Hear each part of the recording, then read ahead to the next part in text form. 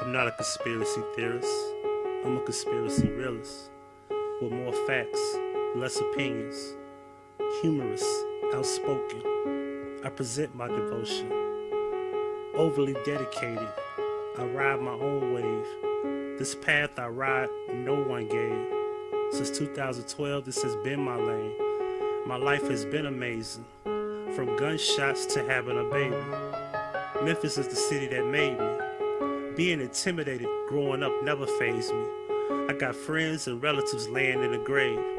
Product of the hood, but the good guy I prayed to be. Never learned to love until love found me. What you know about growing up as a kid and water in your cereal or syrup and sugar sandwiches and peanut butter that tears your bread or government cheese or every Friday night you ate lunch meat. See, I know about that life. I know about running home, not from being bullied, but making sure the bully didn't bully me and end my life. Crossfire kids die every other day where I'm from. See, I earned these stripes and learned what's right.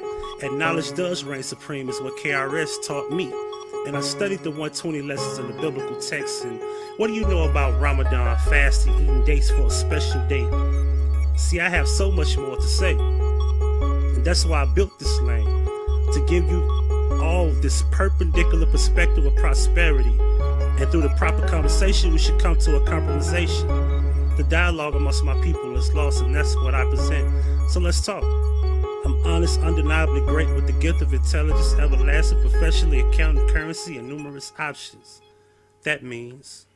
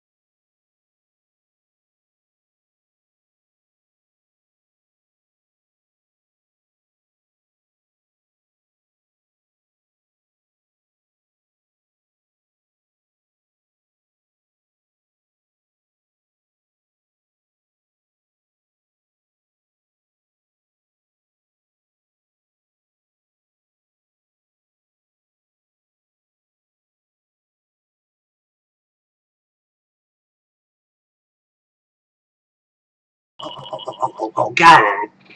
See, rewind, I gotta start all over. Ain't this a bitch? Okay, let's start over. What's going on? Trying something new, y'all. I was saying it with the mic off, so I'm trying something new here, and I forgot to cut the mic on. Yeah, I just got the taste screen. The fucking mic was off. The fucking mic was off, so now the mic is on. And I was just saying how this shit is so fucking new that it's still a test run. I mean, I'm not gonna hold y'all up too long. I gotta be at work at 3 o'clock. But I do want to share this video I saw. Y'all subscribe to the Tupac hoax reveal. So let's start over. It's from the very beginning. Alright, one more time. Mic is on. Yeah, I see the mic on now. Alright, Simply Made. How you doing? Gleecel, how you doing? Fire Goddess. Rex C. Mike G. Chase the True. Pam M. Wax Doll, what's going on with you, bro? That's Needed. Young Jay, what's up with you, my guy? Judith Ann, how you doing? I want to say that name. I want to try. I'm going to take a shot at that last name, right? Let me see if I can get it right. Bonacorsi? Did I say it right? I hope so. Alright, so anyway, Lamar Brand TV. What's up with Lamar Brand TV? What's going on with you, bro? I just saw you at Applebee's, bro. You through eating already? Goddamn. Who else we here? And I think that's it. Oh, Christina just showed up. How you doing, Christina? I said it. See, I'm good. I'm good with pronunciating names. I try my best.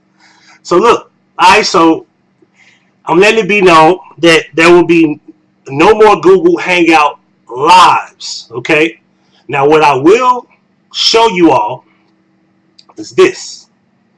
I'm gonna give y'all a little rundown. Alright.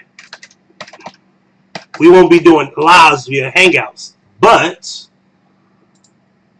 I will allow Google Hangouts to be made in this format. Alright? I'm going to show y'all what I mean by this format, okay? For example,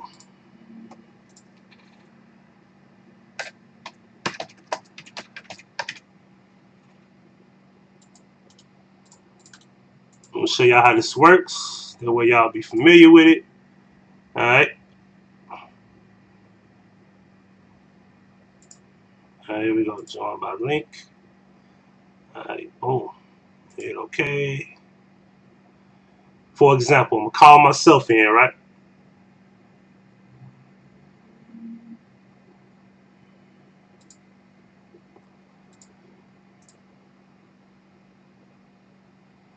Alright, now what happens is, so I'm able to see something here. I don't want to cut that off. I want to take that, flip that, chop that, boom. Alright. And what I want to do,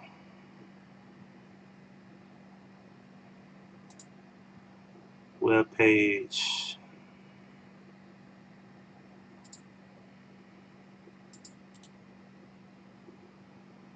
Alright. And the web page layout. There we go. Copy, paste the source.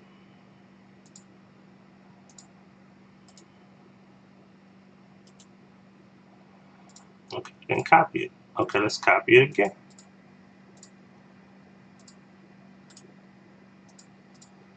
Like what I'm asking you, and that's why I contact. If you've been on. The hell is that? That's the wrong thing. The hell? Is this truly a mental illness? Of course it is. I can tell. Oh gosh, I mean, you can listen to them and tell they got mental problems. When I hear Stronger say that. How do I stop that? I want to stop that and do this a certain way. Anyway, well, we'll get into that because I do know how to open the Hangout where I can start my own group and bring people in where they're able to discuss anything, but it's not going to be a live version. It's going to be where I can put it up here If you look to this way over here, because I got to make sure I show it the correct. When you look this way to that way, it's gonna pop up here, and it's gonna be able to interact with the live that way. You'll be able to do visual or audio, and it'll be up here in the corner.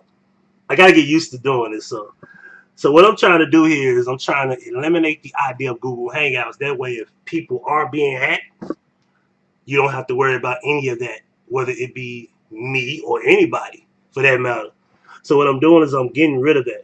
Go get Julio and bring him to the cam. Not right now. I'm in here. I will get him when we over. We got a little time. Yeah, the Hangout doesn't have to be live. It's been done before. Yeah, exactly. So what I want to share with y'all is a video that I saw on the Tupac Hoax Reveal channel. If you haven't seen the video, it's 30 minutes long. It's actually 2 hours long, but he chopped it down. So he kind of like chopped it down to the very important parts. But I will also put a link out if you want to watch the whole entire video. Also, hold on.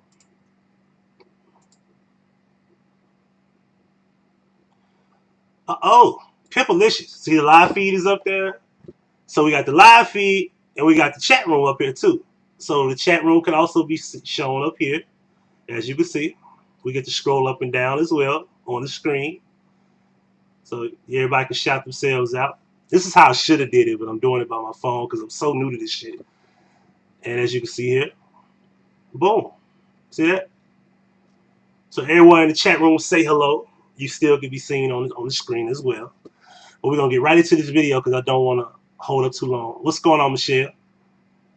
And what I'll do is I'll pause between to get certain things that I probably want to say. But I'm going to say as less as possible because the video is self-explanatory. So, you ready? Let's go.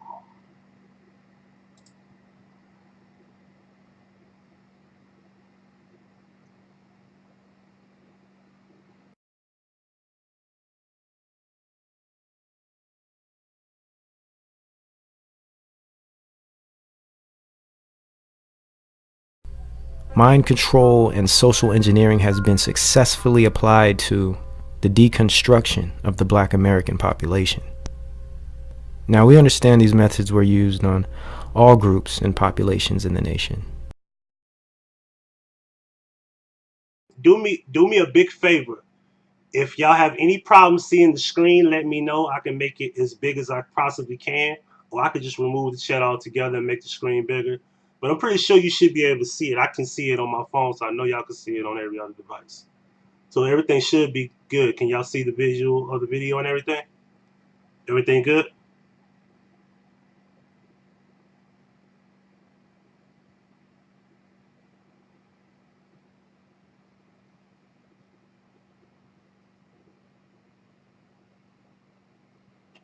I'll take that as a yes. We'll keep going. Not just the black, yet extra measures were taken in particular on the black race. And we are going to Analyze those, analyze the methods by breaking down their administration according to decade, starting in the 60s, going into the 70s, 80s, 90s, and up into our current day and age. This cyclical and chronological understanding of mind control and its predatory nature will give you a much clearer sense of why the black population is where it is today and why it functions as it does. Where are our leaders? Where are these celebs at when thousands of black men are being killed in their own communities? Chicago, for instance. Why do they conveniently ignore the giant elephant in the room? Why don't you see these different artists and celebrities and basketball players and football players and athletes? Why don't you see them supporting any type of group in their own communities to fight the violence? Why don't you see these people in Chicago on the streets changing the environment? Why don't we see this? They're so quick to run to this Black Lives Matter organization protests and support all of these large government scale organizations, yet they can't support their small grassroots communities that need the most help. Why? Let's think about this, because this dichotomy sheds some serious light on what's really going on. See, these leaders, these celebrities, these activists, these intellectuals, these politicians, these entertainers, they're not who you think they are, because they have separated themselves from their community and joined a new one. They are gatekeepers for the elite structure now, and they have always been. They pretend to care for the black population only when it is in the interests of the elite agenda, the program, the great work, the magnum opus. Shall we make more connections? Think about it. Are not all these so-called leaders and celebs fraternal and sisterhood members? Let's look at Oprah. Isn't she an Eastern Star?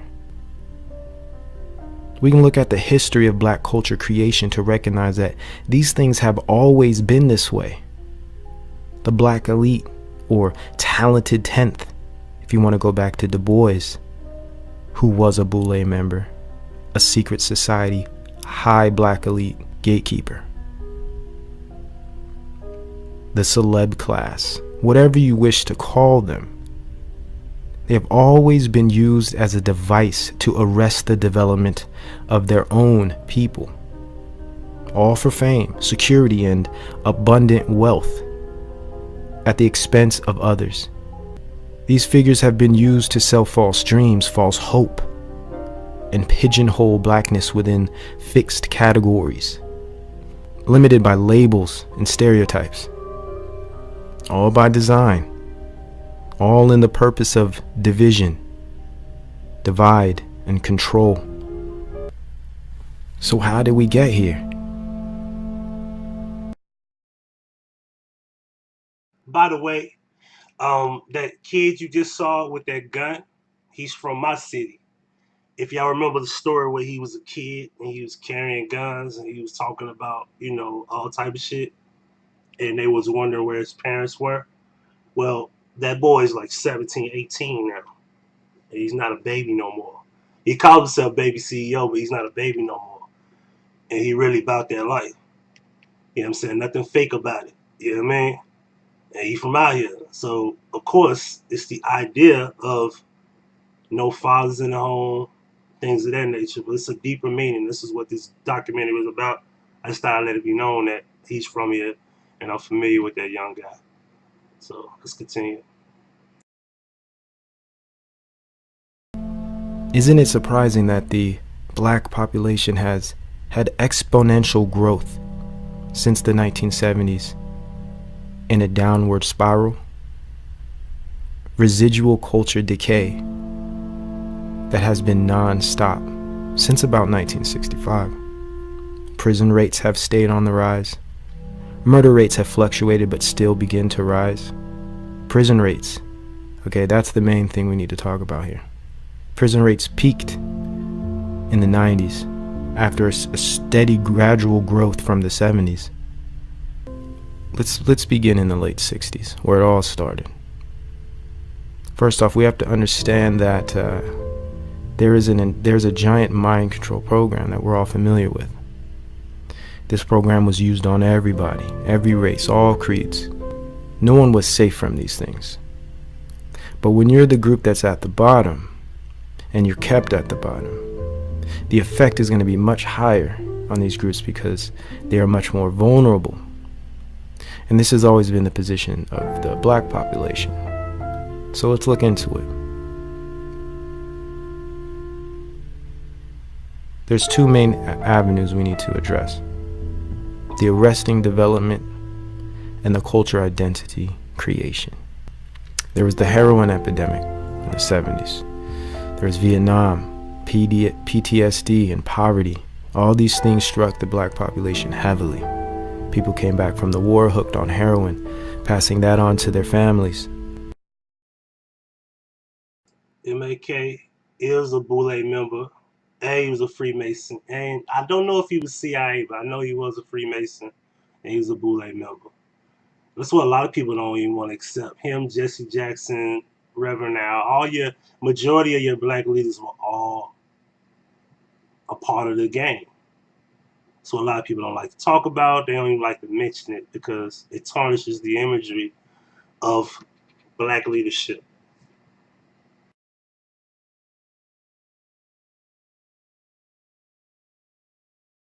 Destroying the father and the mother and the child, all in one swift single blow. The counterculture had a huge movement called free love. All right, this free love movement goes back to the 19th century. Some hard hitters were the Summer of Love in '67, the Stonewall Gay Rights of '69, the French Socialist Uprising of '68, and the Black Nationalist peak of the Black Panther group in '66, and the peak in 1970.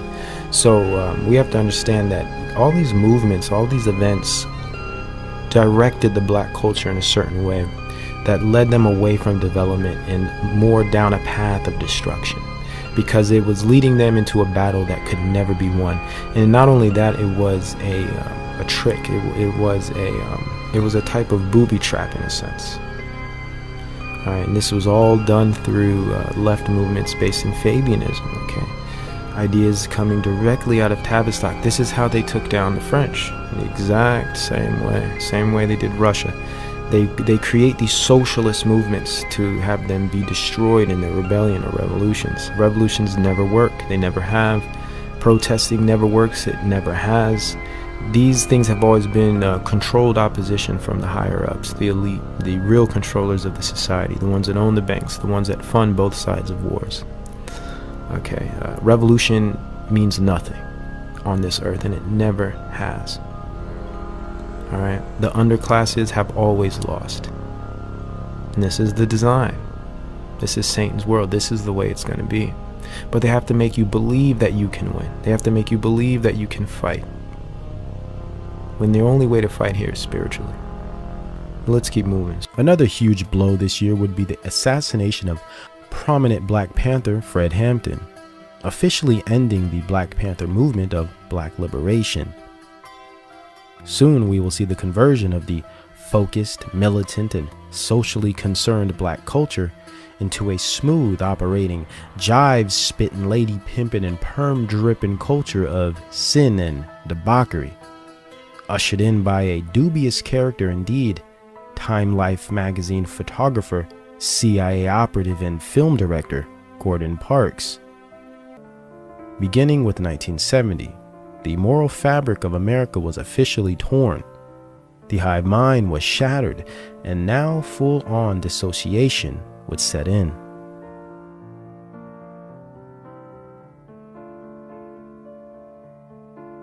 In 1972, the country was divided, dazed, confused, and subdued.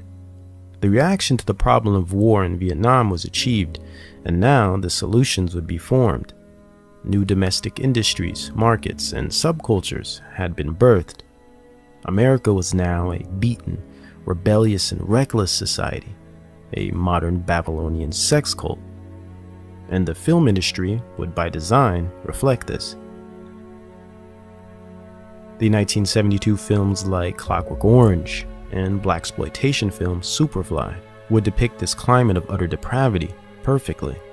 Speaking of blaxploitation, we encounter the other side of the demise of the civil rights movement. While feminism and gay rights pushed black liberation into the shadows, at the same time, blaxploitation aimed to detract the focus and shatter the reality of the black population as a whole. Hardly a year after the death of Panther Fred Hampton, the blaxploitation era began, officially ending any potential of development in the black community, done so by corrupting the culture, in turn possessing the spirit, and re-engineering an entire people. This all began in 1971 and right out of the Black Panther Party. So let us rewind back to '66 to set up the development.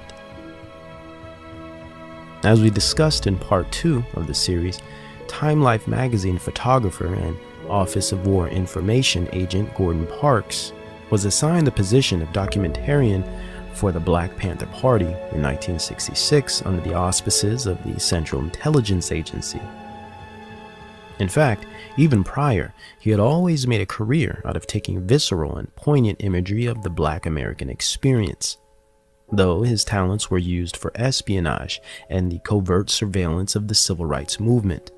A wolf in sheep's clothing, a hired mole, Parks would not only photograph the Black Panther Party, but he would also play as an intelligence agent for the US government, along with numerous other plants within the party like Columbia University man and Jewish leftist fundraiser David Horowitz, whom once the party was dismantled in '69, joined the CIA front publication Ramparts magazine as editor, and today is shockingly a right-wing conservative.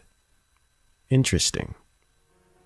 Horowitz was also an employee for the Peace Foundation of London under Fabian socialist and eugenicist Bertrand Russell. Another prominent agent was Panther member Elaine Brown. Tupac's mother, she was a CIA op, and a lot of people might not know this or want to believe this, but she was working with the CIA, as were many Black Panthers. As well as documented FBI agent Richard Aoki of Berkeley University's Young Socialist Alliance. He joined the Black Panther Party in 1966.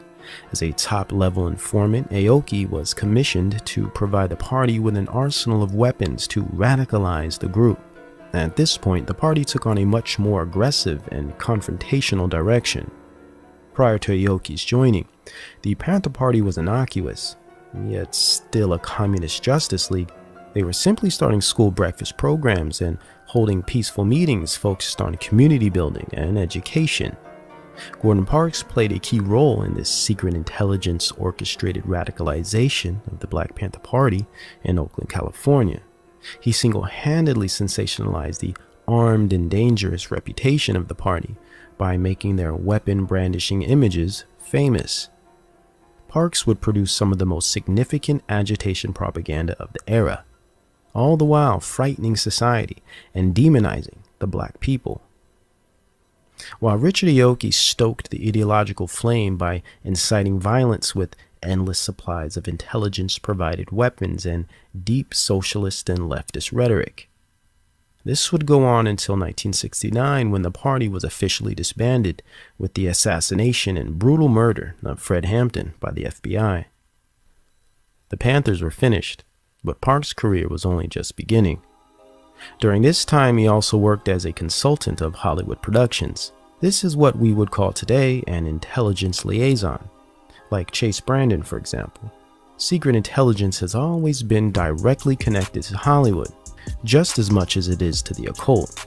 They play as a subversive trinity that has had the ability to construct societies since its inception.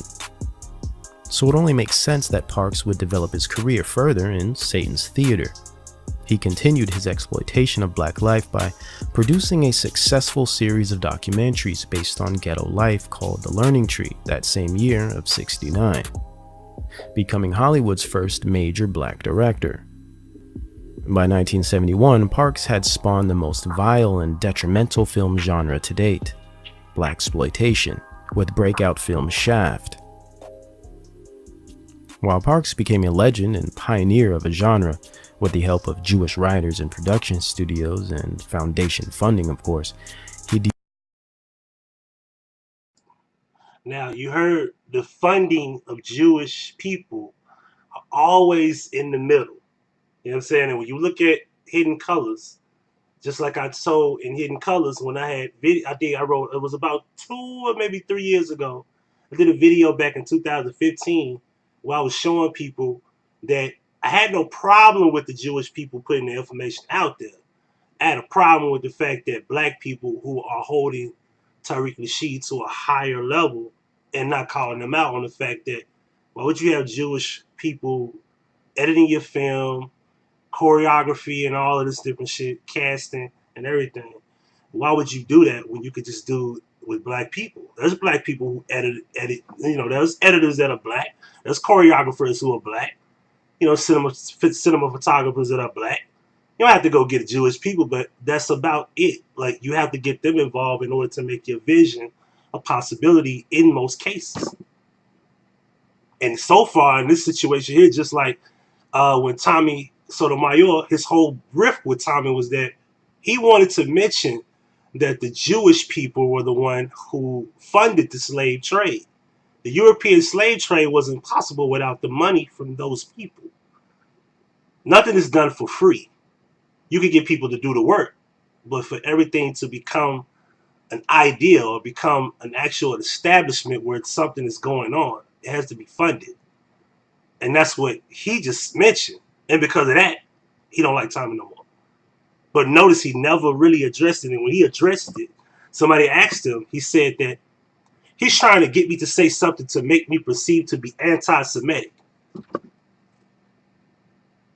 Interesting.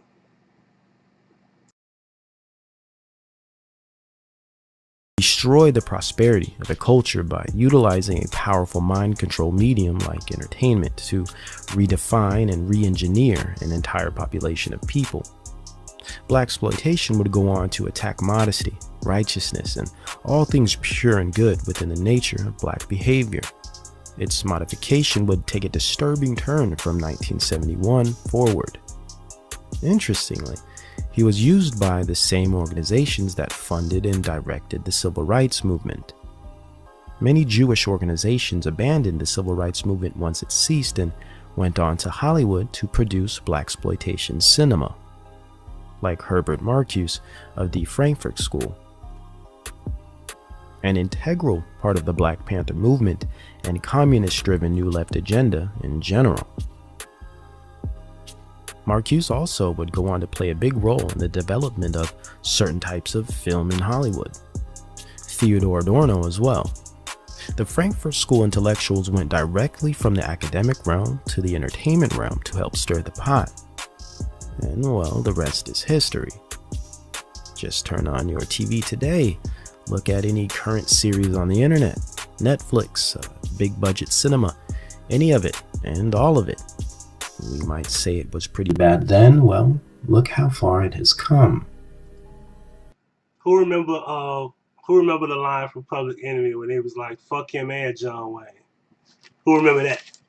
And when Professor Griff, a member of Public Enemy at the time, he mentioned something about the Jewish people and they were forced to kick him out the group.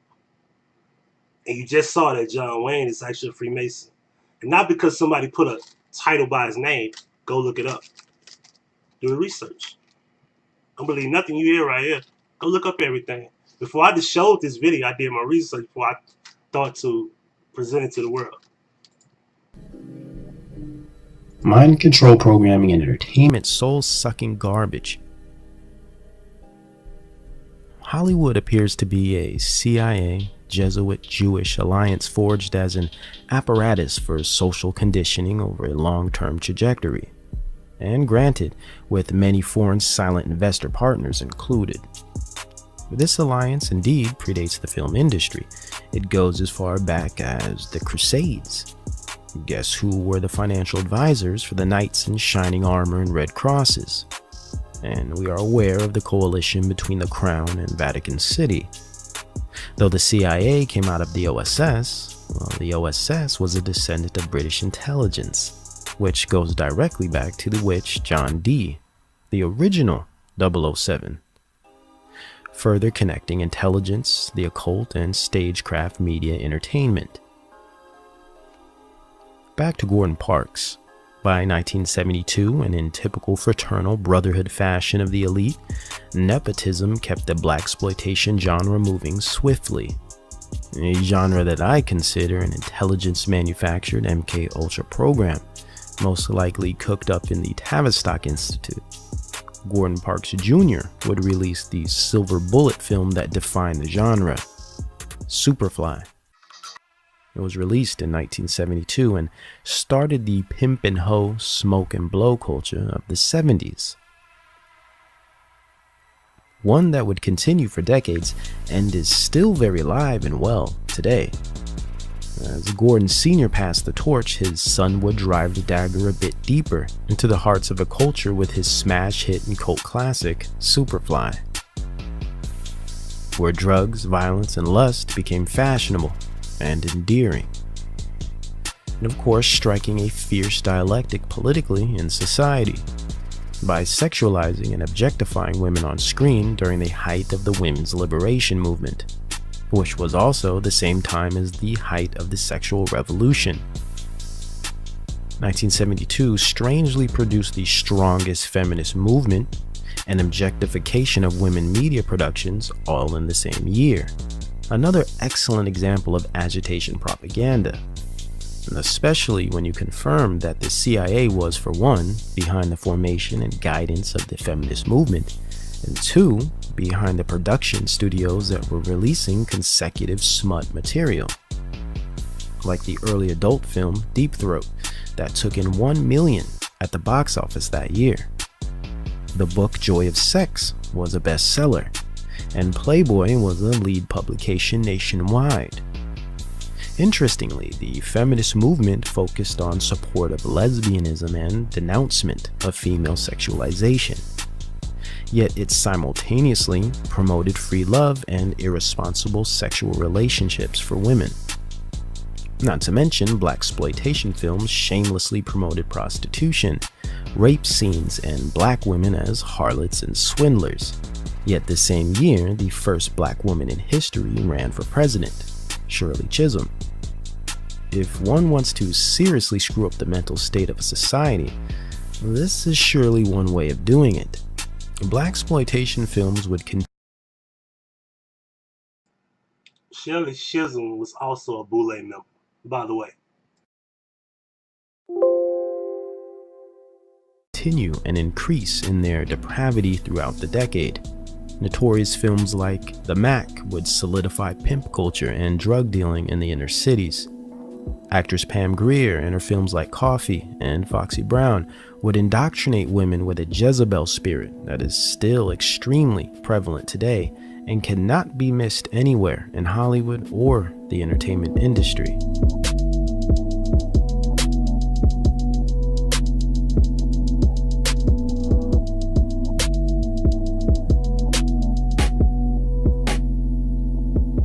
To add to this, the blaxploitation film genre set the precedent for a very lucrative sex trade and prostitution industry.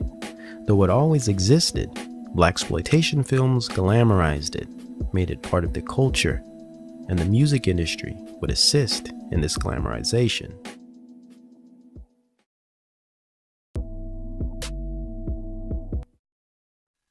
To be accurate, Parks cannot actually take credit for creating the first blaxploitation film. In fact, it was first done by a lesser-known, independent producer named Melvin Van Peebles, with his sloppy and perverse film Sweet Sweetback's Badass Song, which was no more than a sad excuse for a black liberation flick that relied on sex, vulgarity, and violence to retain viewership. Brazen and cheap, it opened with a graphic pedophile scene, as well as a typical black buck sex scene that foreshadowed the adult industry that was getting ready to take off in a few years. And again, the nepotism continued with his son's work, Mario Van Peebles, who would later continue the debasing legacy of Van Peebles Sr. by creating a new age blaxploitation era of his own with his cult classic film New Jack City in 1991. Which set the stage for many other hustler and thug films that complemented the gangster rap industry wave of Dr. Dre and Snoop Dogg. Coincidence? I think not. So blaxploitation has never ended and is as alive and well as it was in 1972. But in 72, things were just forming, and new waves of cultural influence were being created for very little money, but at the spiritual expense of millions. Blaxploitation became a cold-blooded social weapon, and as Curtis Mayfield quoted, a commercial for cocaine, settling the precedent for an up-and-coming adult film industry and lucrative drug market, especially the cocaine market, that would hit its peak in 1977 and wreak havoc into the 80s with crack. Blaxploitation films would take a historical seat in the archives of classic social engineering media, feeding into the debasement of culture and the proliferation of the prison industrial complex, once again by establishment intelligence and foundation-funded production studios. Blacks were used to not only destroy themselves, but to create demonic culture and assist in the demoralization of a nation. And the 70s is where it all took place.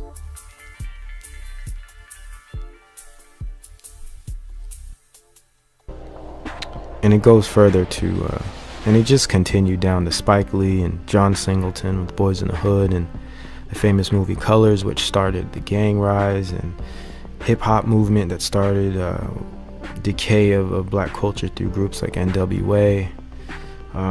Hollywood music, television created the black culture and culture in general, but we have to understand that black culture was used to bring in a whole lot of very distasteful and destructive ideals, and it was done through entertainment, as it always is.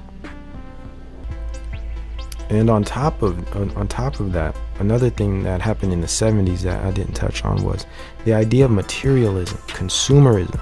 All right, cars, clothes, and fashion. These things became popularized and became part of the black culture. I mean, before this blaxploitation, blacks weren't really into all of that. So you hear studies now saying the black population is the biggest consumer in the nation, and all of this consumerism and superficial kind of showy, flashy mentality that blacks have tended to develop come out of the blaxploitation era. And isn't it interesting that the writers, well, some of the main writers, especially in the beginning, the most famous of the writers of these blaxploitation films were Ashkenazis, Cohen, for instance.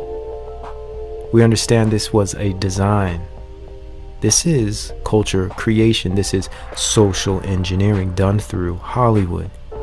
We can look at the works of Aldous Huxley and Plato himself, who both spoke about the importance of theater, the arts, and music, and how any type of mind control could be implemented through these concepts. Anything you would want a group to believe, or any way you would want a group to act, you can get them to believe or act any way through the arts, through music. And this is what they did with blaxploitation, and also implemented into soul music and funk music. Blacks were a lot different 30 years prior, but once these movements hit, the culture was shaped, and it became solidified and spread across the nation and the world. Soul, funk, disco era, all these things destroyed the development of the black culture. Sports stars blew up, basketball, football. Pipe dreams comes out of all of these things. Distractions, socially stagnant. And these things shaped a generation. Blaxploitation and the works of the 70s shaped a generation.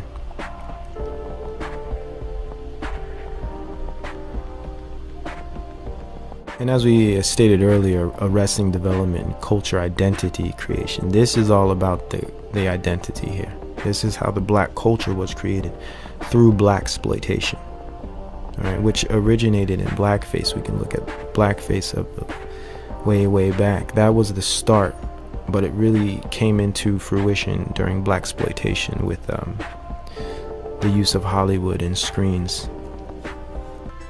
The morals and the important ideals to the black people were tainted through blaxploitation.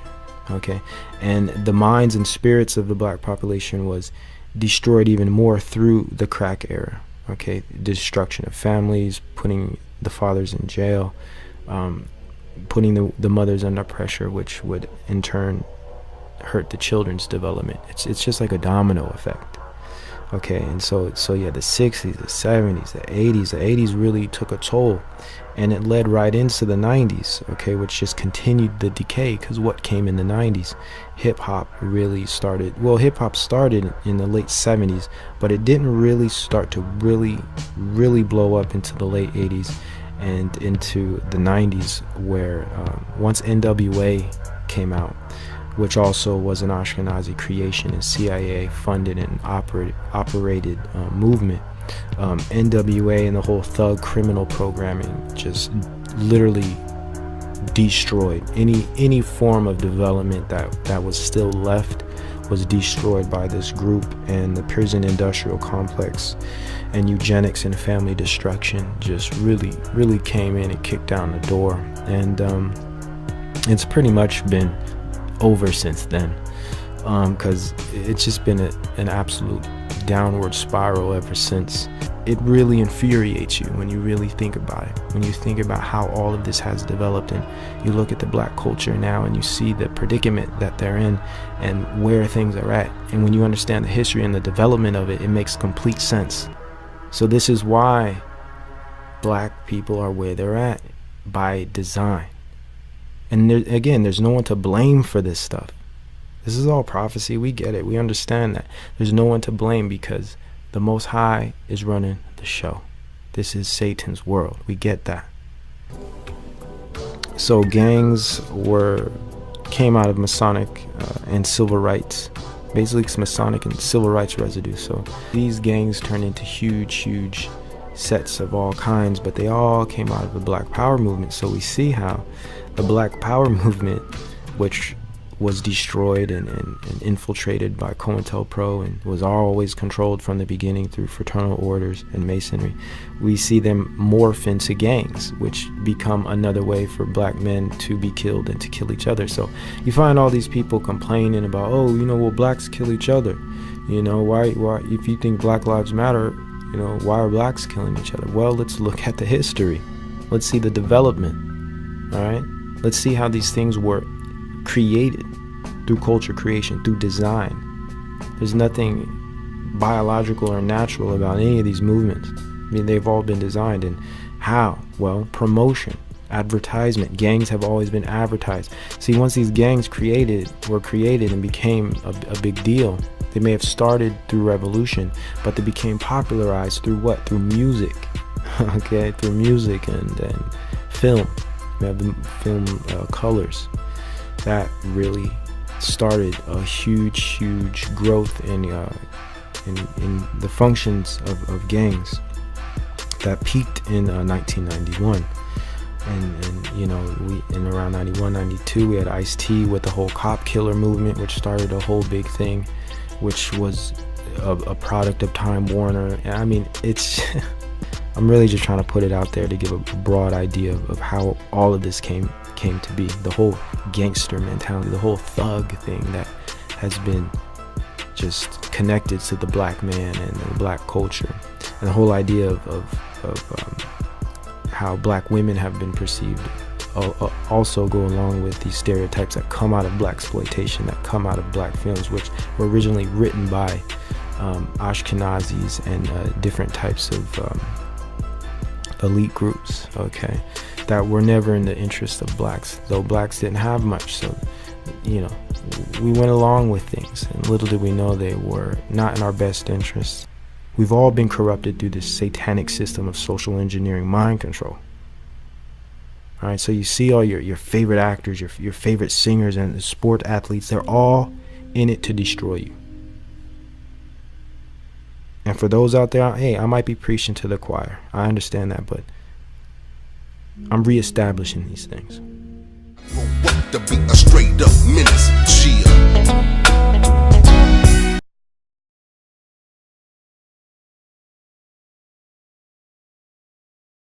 Yeah, I hope I don't get copyright infringement for playing MC8 that little bit of time that I did play it. And yeah, so in closing, a lot of this stuff is really a lot deeper. Like, one thing I can respect about the brothers, he went way deeper into the cause, meaning that everything is a design of design and system. Jewish people that actually run the banks, that's like the design. It's kind of like they give you the kickstart, all right? And the kickstart is just that, and everybody else does the work. It's kind of like you work for an establishment you probably will never see the person that owned the establishment ever in your life. Like, the owner of McDonald's will probably never walk into the location you work at ever in your life. You could work there 20 years, you probably will never see the actual person who started it. Well, not more so started, but the family member that kind of, passed the ownership down and the controlling and, funding and financial, backing behind it. You'll never see those people. You probably see no more than the general manager. At best, you'll see general managers, and that's it. So what I'm gonna do is give me a second here. All right, so we take that down. Let me make sure I had it set up to where I could just do this a lot easier.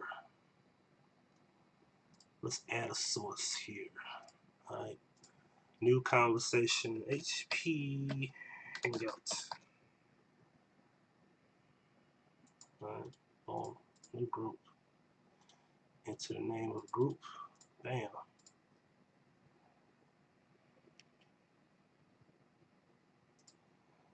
All right.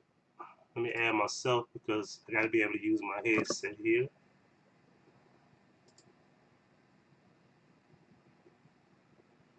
All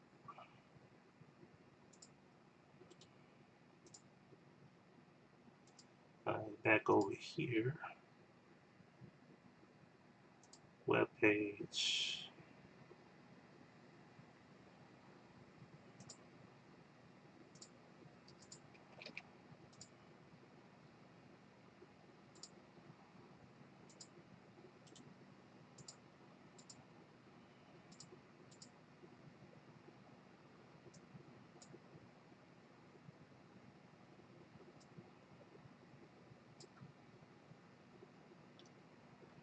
Okay. It's not there.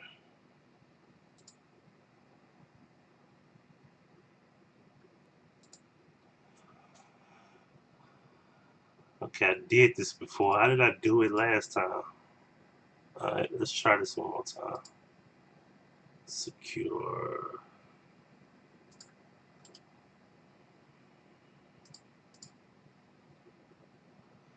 Let me invite myself here. I don't even know what email it is. What email am I using this under? Let's delete that. Yeah, it's under my main email. So let's join the call here. Let's get that out the way. Let me invite myself.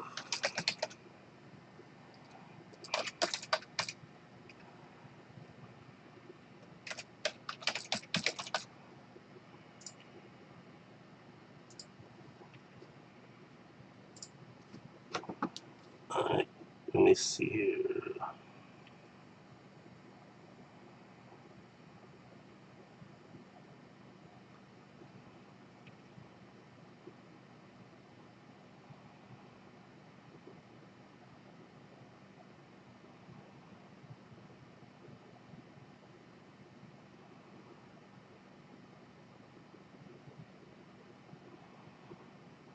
Okay.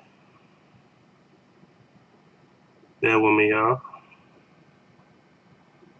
Hangouts.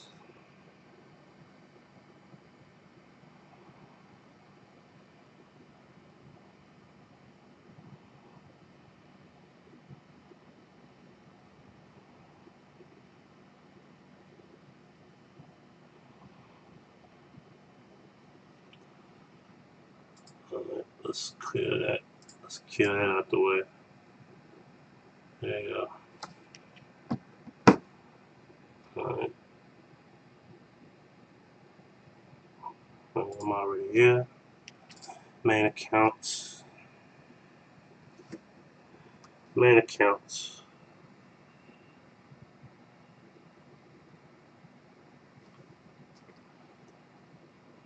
New group. Name of the group. HP.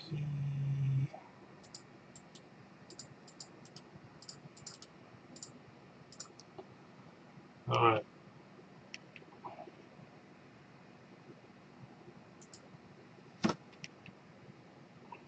Alright, I'm logged in.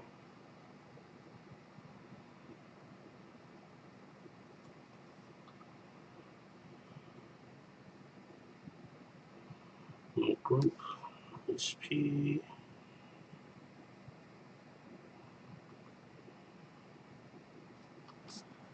All right.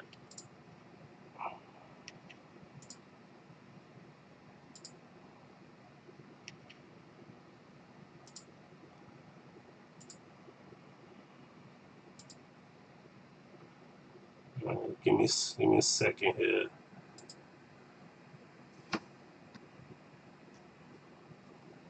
Like I did this last night and I don't know what's going on here. Name of the group. HP.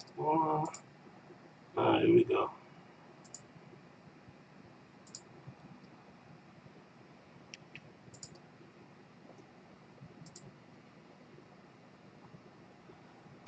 All right, put your email in the chat, and we're going to bring everything here.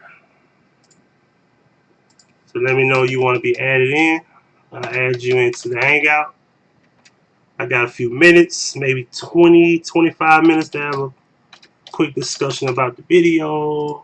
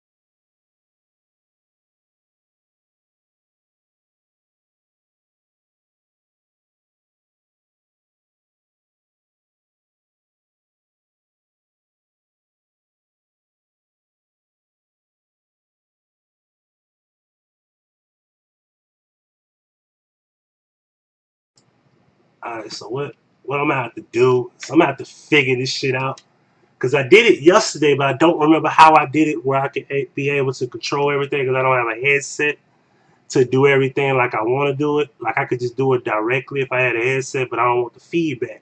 And what you just heard was the feedback, but I had fixed it to where it didn't feedback at all, so I can't figure out how to do that. And that's why I said I'm kind of handicapped on this thing. So let me see. Let me see. Give me a second here. Yeah, I might have to. What I'll do is I'll do a late night show tonight where we'll do a hangout, and I'll be trying to figure this shit out while I'm at work. Later on, in about another hour, I'll learn exactly how. Hangout audio editing.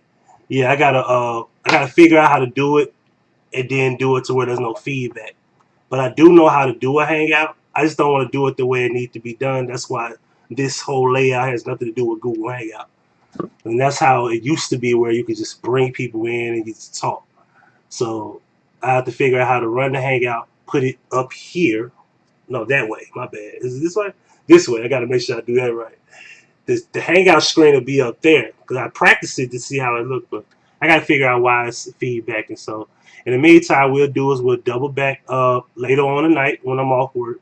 Overnight, we'll get into the Hangout discussion. If not tonight, first thing in the morning on Monday. In the meantime, leave me your thoughts. And I got to get up out of here. Leave me your opinions if y'all have anything to discuss about it.